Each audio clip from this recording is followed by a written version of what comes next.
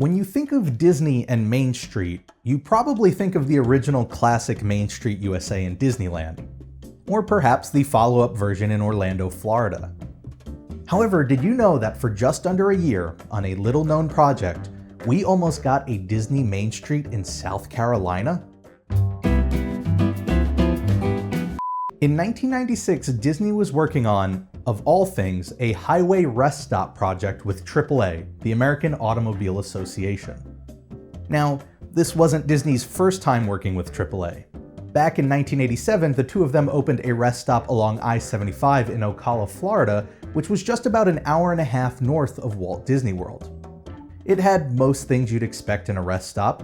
However, this particular rest stop was heavily Disney themed. Their next collaboration, the Disney Stop, as it was going to be called, was planned to be over 10 times larger than the Ocala stop at 46 acres. For comparison, that's just under half the size of the Magic Kingdom. Disney chose the small town of Hardeeville, South Carolina for its location. Sitting off of exit 8 on I-95, the Disney Stop would be a 5-hour drive from Disney World and just a 20-mile drive to Hilton Head Island.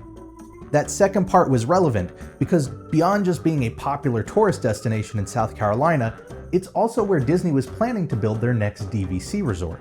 Disney figured that this would be the perfect spot to grab the attention of both tourists heading down I-95 to Florida, as well as locals who might be heading to the island. And with a $35 million budget, Disney didn't want just any old interstate rest stop. The complex would feature a travel center, obviously, a hotel with 550 rooms, a combined 2,000 dining seats spread across multiple restaurants, an auto service center, a kennel for travelers to keep and care for their pets, and between 30 to 40,000 square feet of retail shopping space. To top it all off, everything at the Disney Stop was going to be tied to a central Main Street that was going to be themed to a 1950s Midwestern American town. So think less Main Street USA and more American graffiti. Disney themselves would own and operate very little of the center. However, they'd overlook the design in order to standardize the look and feel of all the buildings there.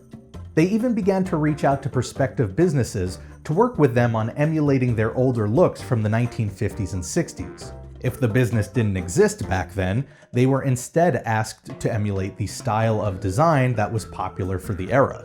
Taking a slightly different approach for the advertising, the lead up along I-95 to the Disney Stop would trade in the subtle and authentic theming of the 1950s for large and bold Disney-related props along the road, which were described to be like those adorning the all-star resorts in Walt Disney World.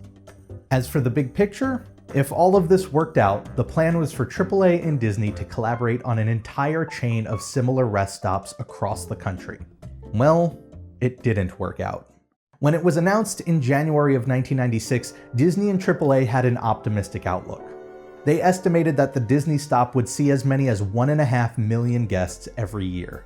They wanted to break ground on Phase 1 in March, which would be comprised of the travel center, auto service center, and a restaurant, with everything else coming later during a second phase of construction. And with such a small start, they anticipated that the stop would be open by that same December. There was some concern from Hardeeville in regards to the impact the project would have on their town. After all, this was a small town of 1,500 residents, and they were faced with the prospect of a new development that would, when completed, require over 1,400 permanent employees and would see over 1 million guests a year. While there weren't going to be any rides or amusements, it was clear that Disney had a history of showing up in quiet rural areas and, just by means of being there, transforming them into not-so-quiet areas.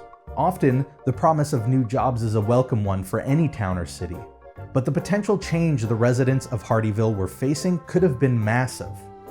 Now, I wish this is where I could give you all an exciting or dramatic turn in the plot that spelled doom for the project, but as is often the case with endeavors like these that never come to fruition, the ending isn't exciting or dramatic.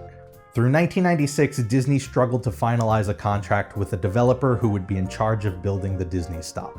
The groundbreaking on March 1st would come and go with no ground broken. By July, there was still no movement on the project. Both Disney and AAA spoke out to the press to confirm the troubles and to reassure the public that they still had an interest in building the travel center, but they never did. After that, the project just kind of fell into oblivion. No formal cancellations, no public delays, no reassurances, nothing. Who knows what would have happened if the Disney stop worked out in the end? Maybe we would all live just a short drive away from a little slice of the Disney experience. Or maybe they'd all be long gone by now. The Disney stop is barely a blip when it comes to the history of the Walt Disney Company, but it's a blip that reminds us that for every idea we see made a reality, there are many more that are just fated to being what ifs.